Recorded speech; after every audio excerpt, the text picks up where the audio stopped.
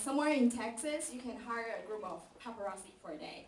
So if you feel like feeling a celebrity tonight, you should definitely hire them. And too bad the camera's gone.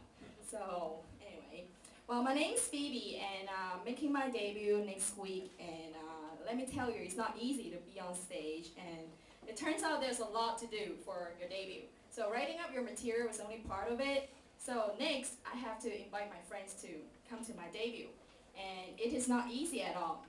I called one of my friends, and I told her that I'm making my debut next week, and she thought Takeout Comedy was a restaurant. So let's see what's on the menu. So we have $120 for struggling comedians, i.e. people who think that they're funny, and all the way down to $250 for very hilarious comedians. So that's not bad. Anyway, well, I don't want to give up, so I tried to persuade her to come. So I told her, well, you have been very health conscious and you exercise a lot. Laughing is a good workout.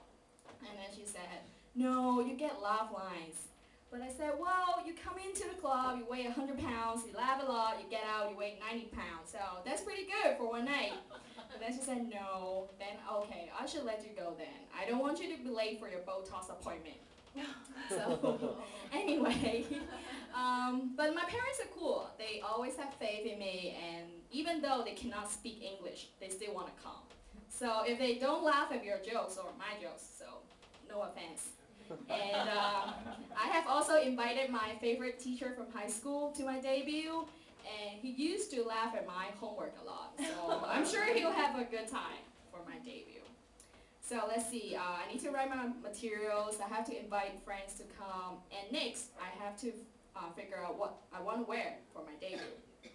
So my mentor said, the hotter you think you are, the more clothes you wear.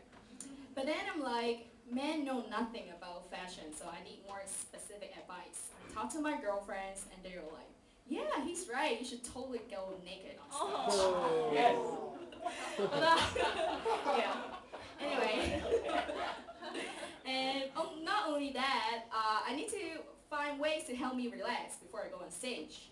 And usually I feel much better after I work out. So I ran a marathon before I came on stage. And on top of that, I'm a big believer in Lucky Charms. So I have my Lucky Socks with me, and I have 3 pairs of Lucky Socks with me tonight. So, yeah, well, I can see that this is not my full-time job.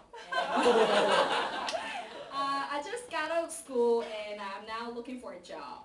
Like many students here, before I have a job, I'm in huge debt already. So I need to find a job where I can enjoy myself and make some money and pay off my student loan. And I have compiled a list of jobs I want to do. So number 1 would be One Chai Girl. Think about it. You have flexible hours. The money's good, right? Who can beat that? But then I realized I don't really like white guys. I don't date white guys. And call me old-fashioned. White guys ask for kinky stuff. So, Yes, they do. so cross that How do you know?